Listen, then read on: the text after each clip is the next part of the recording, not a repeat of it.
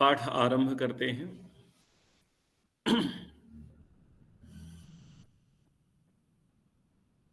क्या मेरी आवाज नहीं आ रही है?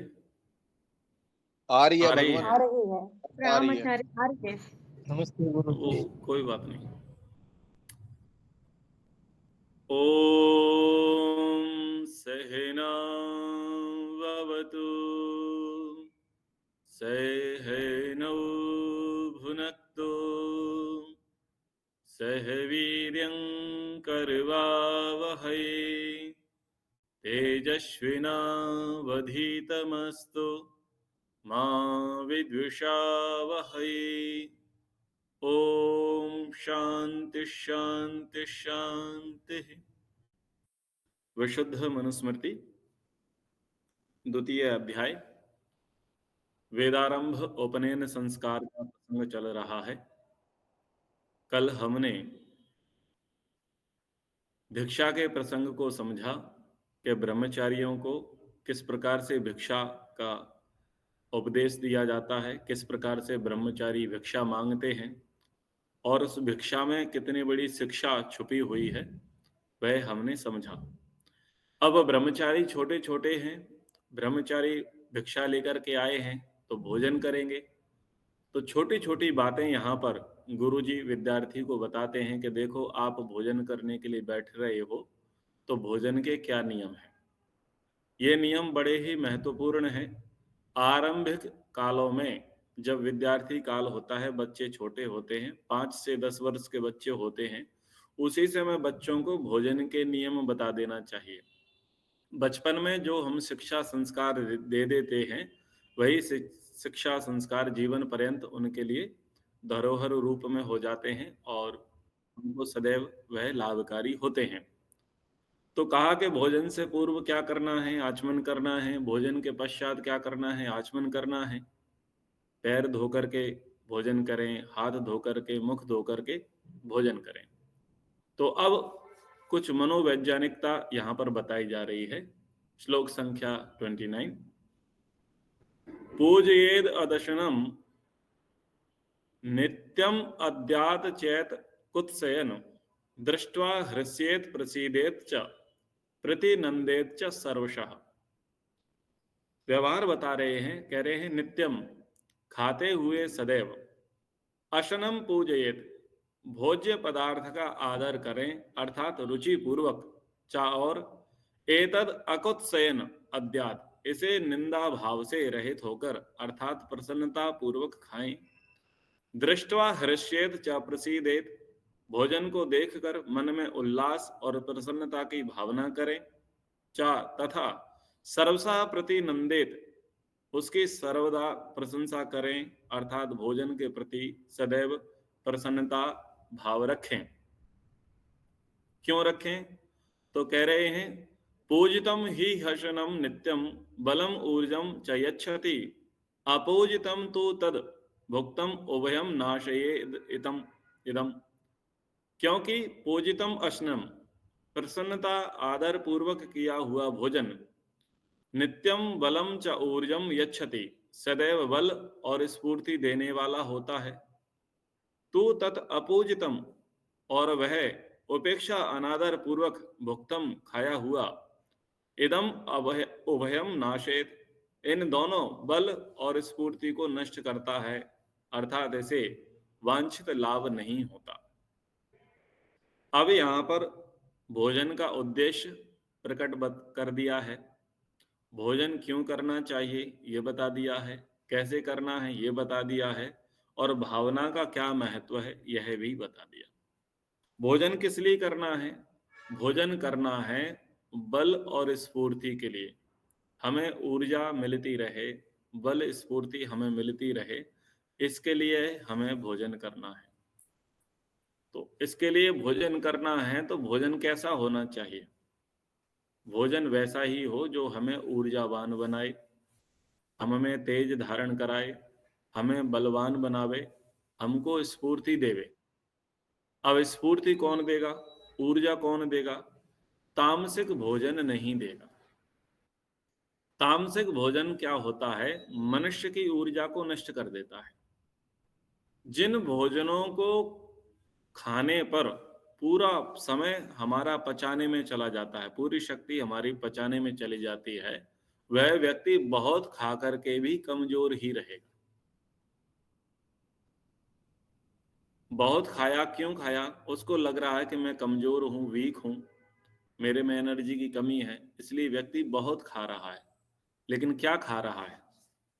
ऐसा खा रहा है जो ऊर्जा को नहीं दे रहा, जो स्फूर्ति को नहीं दे रहा है, बल को नहीं दे रहा है, अपितु उसके अंदर प्रमाद बढ़ रहा है, तंद्रा बढ़ रही है, तमोगुण का प्रभाव बढ़ रहा है। इसलिए तामसिक, राजसिक भोजन का त्याग कर देना चाहिए। जो भोजन हमें स्फूर्ति दे, ऊर्जा दे, प्रसन्नता दे दे, उस प्रकार का भोजन करना चाहिए। और उसी प्रकार के भोजन के लिए प्रार्थना की कि हे अन्न के स्वामी प्रभु, आप हमें वह अन्न दीजिए जो रोग रहित तथा पुष्टिकारक हो। आप मनुष्यों में और पशुओं में तेज धारण कराइए। यानी भोजन कैसा है? बल देवे, आरोग्य देवे और तेज को धारण करावे। इस प्रकार का भोजन हमें करना चाहिए। तो वह कैसा भोजन होगा? सात्विक भोजन ही इस प्रकार का होगा। लेकिन खा भोजन तो बन गया है सात्विक, लेकिन भाव सात्विक नहीं है। अगर भाव सात्विक नहीं है, पदार्थ के अनुकूल भावना नहीं हो रही है, विपरीत भावना हो रही है, तो वह पदार्थ का उतना लाभ नहीं होगा जितना होना चाहिए। अब ऐसा नहीं है कोई जहर को अमृत मान करके पी ले तो वो बच जाएगा, बचेगा नहीं, मरेगा ही। तो ऐसा नहीं है कि भोजन करेंगे तो पेट नहीं भरेगा या उसके लाभ नहीं मिलेंगे, वो तो मिलेंगे ही, भोजन का धर्म है वो तो होगा ही। लेकिन जितनी मात्रा में मिलना चाहिए उतनी मात्रा में नहीं मिलेगा यदि भावना शुद्ध नहीं है, मन की पवित्रता नहीं है। तो खाते हुए सदैव भोजन का आदर करना चाहिए। अब भोजन का आदर कब होगा? भोजन का आदर तब होगा जब खिलाने वाले का आदर होगा। खिलाने वाले के प्रति श्रद्धा होगी, खिलाने के वाले के प्रति प्रेम होगा, तो उसके द्वारा जो परोसा गया भोजन है उसमें भी आदर श्रद्धा होगी। अब चले आइए होटल में। वेटर है, वेटर आया आपके पास, मैडम ऑर्डर, सर ऑर्डर। अब चूंकि आप पैसे वाले हैं, वेटर वहां मजदूर है, मजदूरी कर रहा है, और वो आपको भोजन परोस रहा है, आपको लगता है कि हम इसके मुंह पर पैसा मार रहे हैं, ये हमारा नौकर है, हमें भोजन ला करके देगा। निसंदेह वह भोजन आपके लिए कल्याणकारी नहीं होगा यदि आप वेटर का सत्कार नहीं करते। जो भोजन परोसने वाला है उसका आप सम्मान नहीं करते हैं, तो उसके हाथ से जो आप भोजन ले रहे हैं वो भोजन आपको बल स्फूर्ति देने वाला नहीं है। ध्यान दीजिएगा, होटल में भोजन किया है, बफे में भोजन किया है, वो भोजन उतनी स्फूर्ति, ऊर्जा नहीं देता जितनी स्फूर्ति घर का भोजन, किसी आश्रम का भोजन करता है। आश्रम गुरुकुल का भोजन तो सर्वाधिक ऊर्जा देता है। क्या कारण है? कारण है भावना। क्योंकि आप जिस गुरुकुल में गए, जिस आश्रम में गए, वहां पर आपकी आस्था थी, तो परोसने वाले के प्रति आप बिल्कुल अभद्र व्यवहार नहीं करेंगे, आप उससे शिष्टाचार से ही बात करेंगे। क्यों? वो ये सोचेगा कि बताओ ये कैसे अनुयायी लोग हैं, कैसे भगत लोग हैं। आपको अपनी इमेज का डर है। इस इमेज को ध्यान में रख करके आप कभी भी उससे अभद्र व्यवहार नहीं करते, बिल्कुल अभद्र व्यवहार नहीं करेंगे। अभद्र व्यवहार नहीं किया है, वहां पर पॉजिटिव एनर्जी है, आप प्रसन्न हैं, इसलिए वहां अगर बड़ी मुश्किल से ही भोजन मिल रहा है तब भी आप बड़े प्रेम से खा रहे हैं, और खाने के बाद भी प्रसन्न है, हमने प्रसाद पा लिया। देखो वो भोजन स्फूर्ति दे रहा है। भले ही मारा मारी से भोजन मिला है, ध्यान देना, जब भंडारे होते हैं, लंगर होते हैं, तो मारा मारी से भोजन मिलता है। ऋषि लंगर होते हैं, भंडारे होते हैं, गुरुद्वारे में भोजन मिलता है, तो मारा मारी से भोजन मिलता है ना। खाने वाले अधिक होते हैं, परसने वाले कम होते हैं।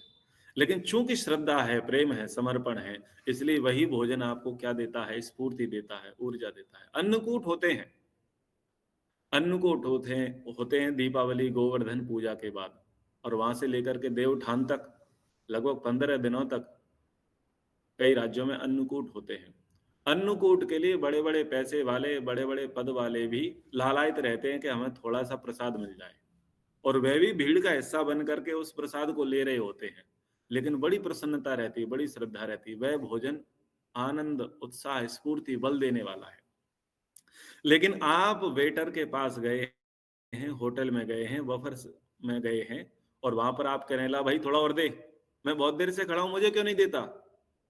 मैं इतनी देर से खड़ा हूं, डोसा मेरी प्लेट में ला करके दे, इडली मेरी प्लेट में ला करके दे, मंचूरियन मुझे ला करके दे। तो आप वहां पर क्या कर रहे हैं? उससे झगड़ा कर रहे हैं। यानी आप वहां अलग ही व्यवहार प्रदर्शित कर रहे हैं कि भाई तू हमारा नौकर है, हमें क्यों नहीं दे रहा? ध्यान देना, भोजन परोसने वाले के प्रति अगर सम्मान के भाव नहीं होंगे, प्रेम के भाव नहीं होंगे, सुंदर भाव नहीं होंगे, तो वह भोजन पचेगा ही नहीं। और देख लेना, ज्यादातर आप कहते हैं आज होटल गए थे, डाइजेशन बिगड़ गया।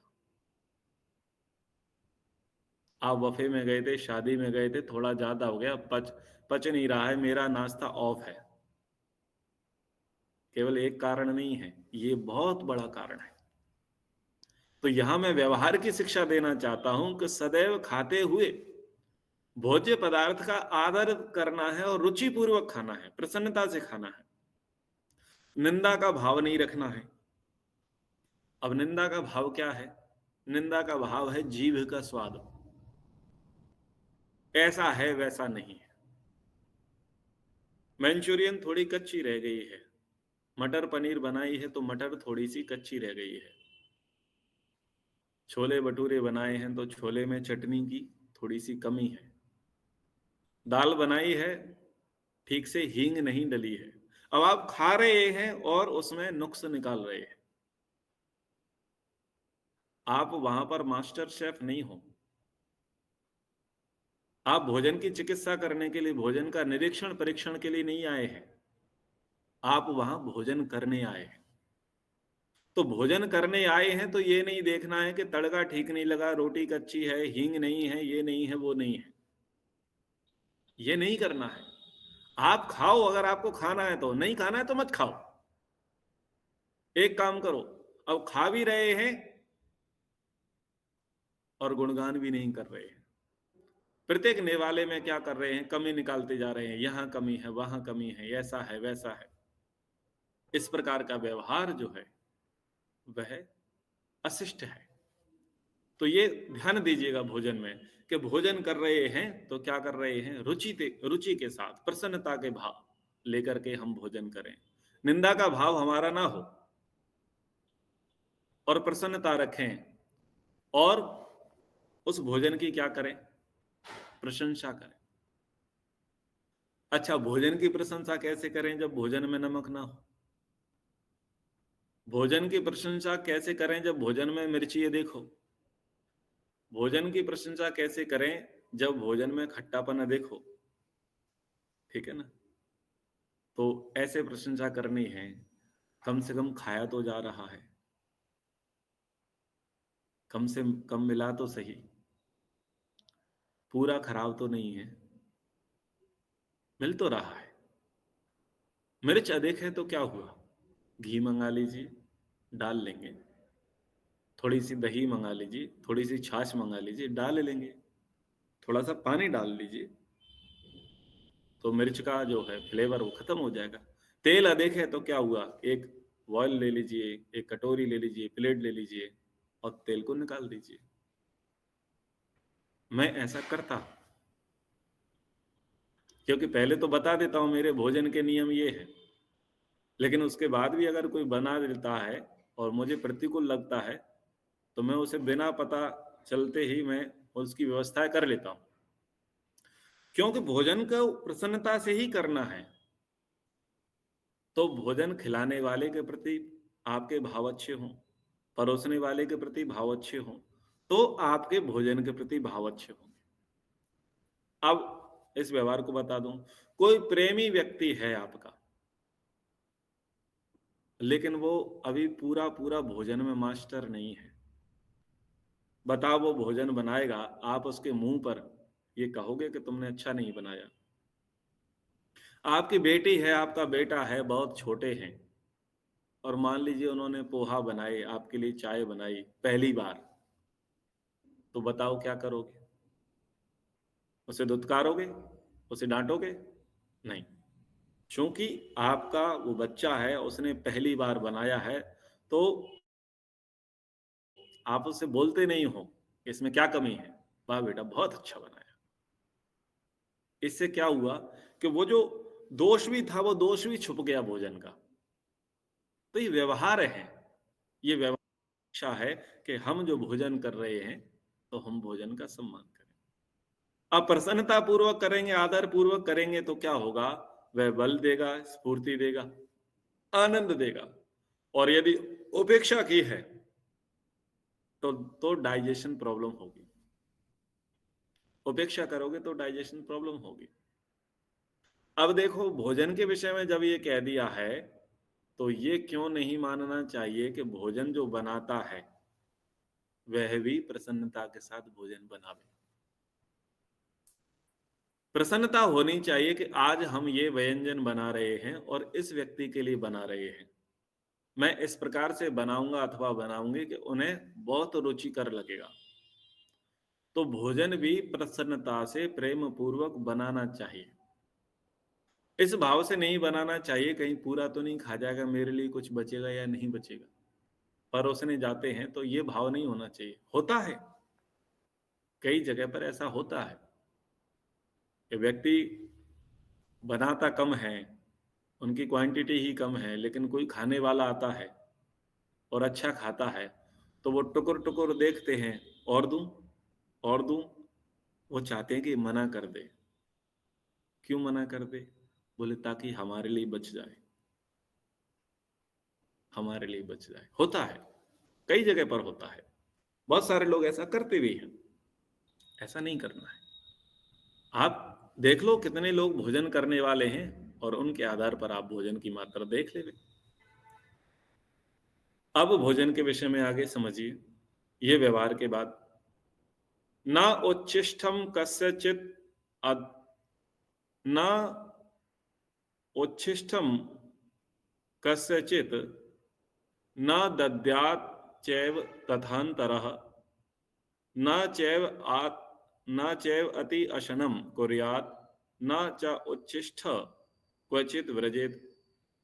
कह रहे हैं कस्यचित उच्छिष्टम न दद्यात्, किसी को अपना झूठा पदार्थ ना दें, और तथा एव अंतरा न अद्यात्, उसी प्रकार भोजन के समय को छोड़कर बीच में भोजन न करें।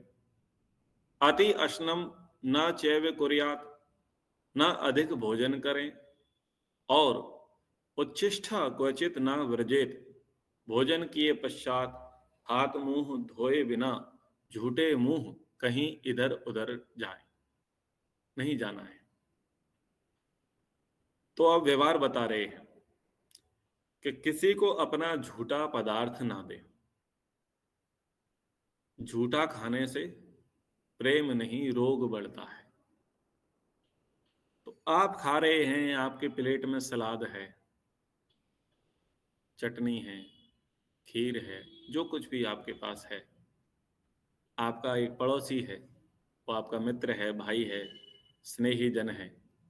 तो आपने कहा कि चलो आपके पास नहीं है, परोसने वाला थोड़ी देर से आएगा, तो चलो हम शेयर कर लेते हैं। ये भी नहीं करना।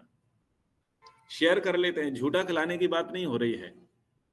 परोसने वाला थोड़ा विलंब से आया, इसकी थाली खाली हो गई थी, तो इसने अपनी थाली में से उठा करके यहाँ पर 2 चपाती रख दी, एक लड्डू रख दिया, थोड़ा सा शेयर कर लिया ना। इस प्रकार से शेयर ना करें। वफे में जाते हैं तो क्या होता है कि एक व्यक्ति प्लेट भर लेता है, 3 लोग सामने खड़े हो जाते हैं। अब एक व्यक्ति पकड़ा हुआ है और सब लोग पार्टी कर रहे हैं उसी में से। कोई कुछ खा रहा है, कोई कुछ खा रहा है, कोई कुछ खा रहा है ना। ये भी नहीं करना है। तो ऐसे किसी भी प्रकार से थाली को शेयर नहीं करना है। ट्रेन में आ रहा था तो बड़ी विचित्रता देखने को मिली। पत्नी ने चाय पी, उसने कहा जी मेरे से नहीं पी जा रही। बोले ला भाई मेरे को दे, और 2 घूंट उसने भी डाल ली। मुझे बड़ा आश्चर्य लगा कि ये क्या है, ये प्रेम है या कंजूस या मूर्खता। प्रेम तो नहीं कह सकते। आखिर कौन प्रेमी होगा जो अपने ही पति को रोग देगा। प्रेम करेंगे तो रोग ट्रांसफर नहीं करेंगे, प्रेम करेंगे तो आरोग्यता देंगे। तो क्या अर्थ निकाला जाए, कंजूस थे वो, 2 घूंट चाय को फेंकना नहीं चाह रहे थे। ये भी नहीं करना होता है, ये चीजें भी देखने चाहिए। और भोजन के समय को छोड़कर बीच में भोजन ना करें। हर व्यक्ति का भोजन का समय होता है, तो भोजन का समय अगर आप छोड़ेंगे तो वो चक्र बदल जाएगा। पाचन चक्र जो किसी का चलता है वो चक्र डिस्टर्ब हो जाएगा। जैसे कि मैं 11:30-12 बजे भोजन करता हूँ, शाम को 6:30-7 बजे भोजन करता हूँ, ये मेरा चक्र है, साइकिल है। लेकिन अगर मैं आगे पीछे कर लूं तो क्या होगा, फिर एक समय का भोजन ही स्किप करना पड़ेगा, नहीं तो वो फिर डाइजेशन सिस्टम बिगड़ जाएगा। तो भोजन का एक चक्र है, मशीन है। मशीन में समय पर डालो, वो प्रोसेस करेगा, रस रक्त मांस मेद मज्जा अस्थि वीर्य का निर्माण करेगा। और अगर आप बीच में आप कर दोगे तो क्या होगा, डिस्टरबेंस हो जाएगा, डिस्टरबेंस हो जाएगा। चलो इसके लिए सरल सरल उदाहरण दे दूं। आपने 15 मिनट पहले वॉशिंग मशीन में कपड़े डाले थे, वॉशिंग मशीन चल रही है, वहां पर कार्य चल रहा है, फिर आपको याद आए कि 2 कपड़े और हैं। आपने वॉशिंग मशीन का ढक्कन खोला और वो डाल दिए कपड़े। अब वो टाइमर लगा था 25 मिनट का, 25 मिनट का, 30 मिनट का टाइमर लगा था। आपने 15 मिनट में जाकर के 2 कपड़े डाले, तो देख लेना वो उतनी शुद्धता के साथ नहीं धुलेंगे जो आरंभ के धुले थे। तो जैसे मशीन का सिस्टम, वैसे ही हमारी पेट की मशीन है। इसलिए भोजन के समय को स्किप नहीं करना है। जिस समय पर भोजन करना है उसी समय पर भोजन करें, और यदि उस समय तक भूख नहीं लगी है तो फिर भोजन ना ही करें, लेकिन समय को डिस्टर्ब ना करें। फिर क्या कह रहे हैं, असनम ना चैव कुर्यात अति, ना अधिक भोजन करें। अब अधिक भोजन 2 कंडीशन में करते हैं। पहली कंडीशन है जब स्वादिष्ट भोजन, ये तो सब जानते हैं कि जब स्वादिष्ट भोजन होता है तो व्यक्ति जरूरत से ज्यादा खा लेता है। लेकिन एक कंडीशन और है, वह क्या है, दबा के खा लो, अगले सेशन में नहीं मिलेगा। मान लीजिए आप यात्रा करने के लिए जा रहे हैं और आपने देखा कि जहां पर जा रहे हैं वहां भोजन का प्रबंध नहीं है, अथवा जहां पर भोजन का प्रबंध है वहां समय पर नहीं पहुंचेंगे, तो अब क्या किया जाएगा, एक्स्ट्रा डोज। 4 पराठे खाते थे तो 7 पराठे खाएंगे। बोले क्यों, बोले ताकि शाम तक काम चल जाए। तो ये लोड नहीं करना है, एक्स्ट्रा लोड पेट पर नहीं डालना है। तो ना तो स्वाद के कारण से एक्स्ट्रा खाना है, और ना ही इस चक्कर में खाना है कि पता नहीं अगली बार कब मिलेगा, कितने बजे मिलेगा। और प्रायः ये शिक्षा दी जाती है कि दम से खा लो, दबा कर खा लो, शाम का भरोसा नहीं है कब मिलेगा ना, ऐसा भी नहीं करें। अब भोजन कर लिया है तो भोजन के पश्चात हाथ मुंह धोए बिना कहीं इधर उधर नहीं जाना चाहिए। भोजन को छोड़ करके भी नहीं जाना चाहिए, थाली से नहीं उठना चाहिए। ये अन्न की क्या है, निंदा है। आप भोजन करने बैठे, किसी ने नॉक नॉक किया, दरवाजा खटखटाया और आप उठ करके चले गए, पूछने लग गए, प्राय ऐसा होता है। तो इस पर थोड़ा गंभीरता से विचार करना चाहिए। ना भाई, अभी आप प्रतीक्षा करिए, 5 मिनट और लगेंगे, हम भोजन कर रहे हैं। भोजन कर रहे हैं तो भोजन कर रहे हैं, भोजन करते समय कोई बातचीत नहीं, कहीं उठ करके इधर उधर नहीं जाना है, किसी को रिसीव नहीं करना है।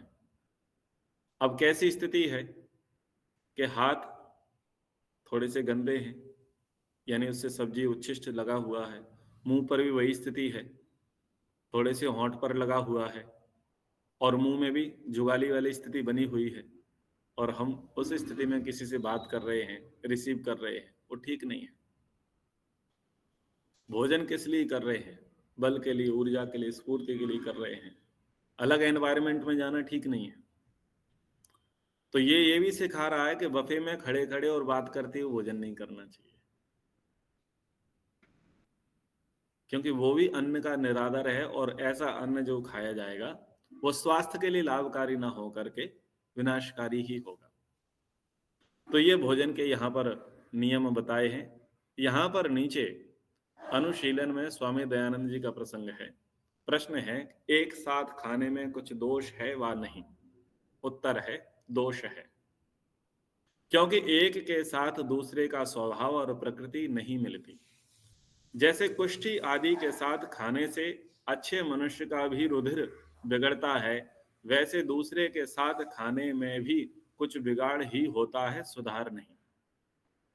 बताओ, ऋषि वैज्ञानिक नहीं होते? कितनी विज्ञान की बुद्धि सम्मत तर्क की बात कर रहे हैं कि कोढ़ी व्यक्ति है, यहाँ कोढ़ी अकेला नहीं लिया है, आदि लिया है, और कुष्ठ यानी असाध्य रोग। ऐसे असाध्य रोग, या ये कहें कि जिनको जेनेटिक डिसीज है, अथवा जो लंबे काल से रोग से ग्रस्त है। अब ऐसे लोगों के साथ जब हम भोजन शेयर करेंगे तो बताओ, उसका नुकसान नहीं होगा? नुकसान होगा। जब उनका नुकसान हो रहा है तो जिनके अंदर कम होगा वो भी तो नुकसान करेगा। आपने मच्छर भगाने के लिए मस्कीटो कॉइल जला दिया, अब मस्कीटो कॉइल जला दिया, उससे मच्छर मर गए या बेहोश हो गए। तो अगर वो कॉइल, उसका धुआं, उसका लिक्विड किसी छोटे से जीव को मारने के लिए अथवा बेहोश करने में समर्थ है, तो क्या, भले ही आपको नहीं मारेगा, आपको बेहोश नहीं करेगा, लेकिन क्या आपके शरीर पर कुछ भी प्रतिकूल प्रभाव नहीं डालेगा? डालेगा, डालेगा। तो इसलिए भले ही जो असाध्य रोगी है उसके साथ आप भोजन नहीं कर रहे हैं, भले ही जो व्यक्ति आपको स्वस्थ दिखाई दे रहा है उसके साथ कर रहे हैं, लेकिन प्रकृति अलग अलग होती है सबकी। कुछ ना कुछ रोग तो सदा रहते ही हैं शरीर में। रोग तब दिखते हैं जब रोग अधिक होते हैं, तब उभर करके आते हैं। बुखार एकदम बुखार नहीं है, वो बुखार की तैयारी बहुत लंबे समय से चल रही थी। जुकाम खांसी अभी नहीं है, वो तो बहुत पहले से था, ऐसा नहीं सडनली हो गया, नहीं, बहुत पहले से था।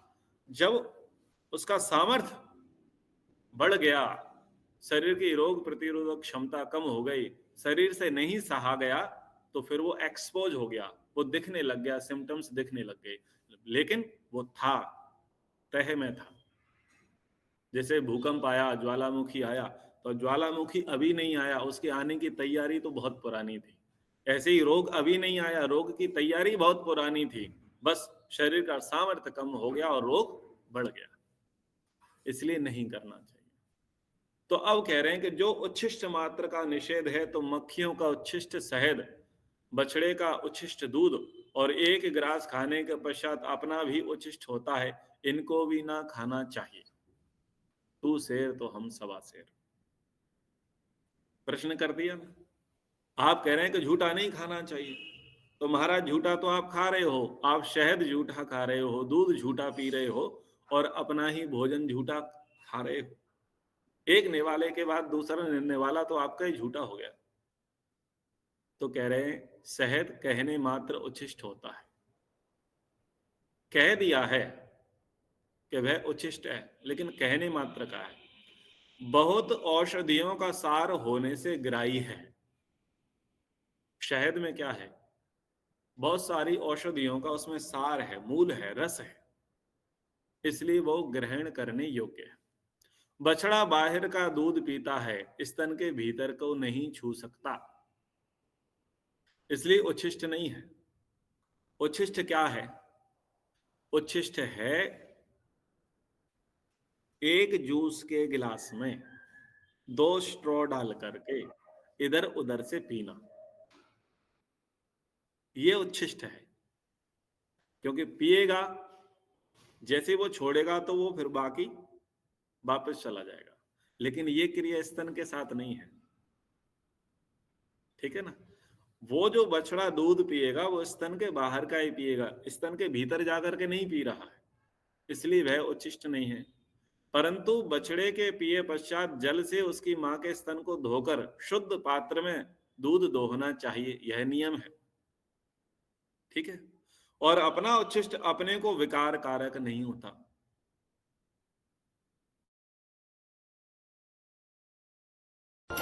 इससे सिद्ध होता है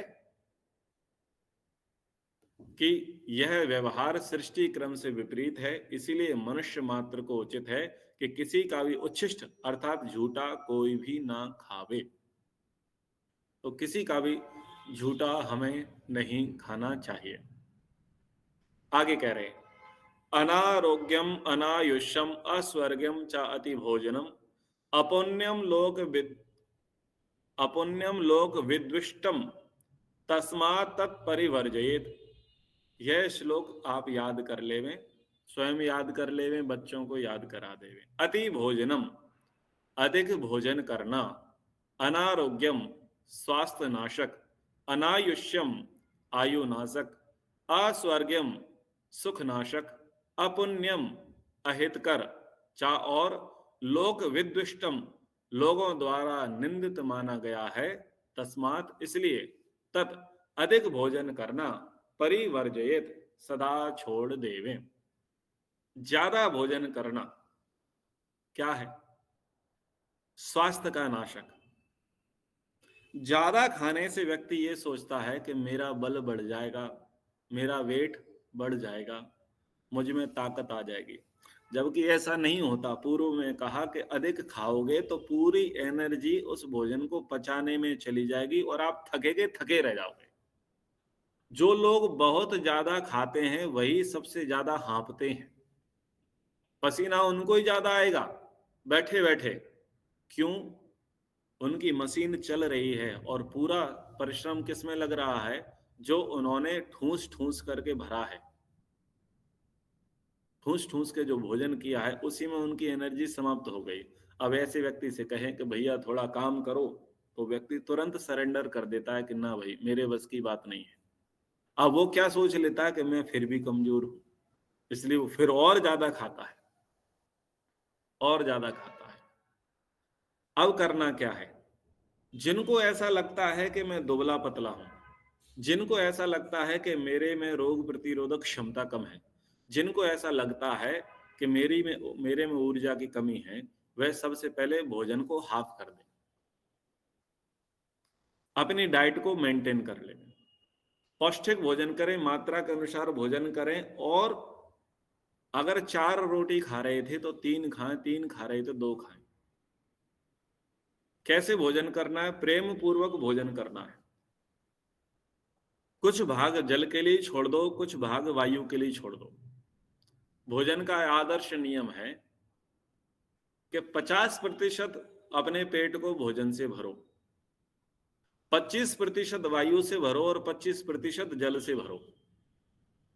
अब इस प्रकार से जब टैंक बनेगा तो वहां पर रस रक्त मांस मेद मज्जा अस्थि वीर्य का निर्माण होगा। यानी भोजन कम कर दो, आपकी ऊर्जा बढ़ जाएगी। ऊर्जा बढ़ाने के लिए दूसरा उपाय यह है कि जब भी आपको समय मिले तो प्राण खाओ, प्राण खाओ, प्राण पियो।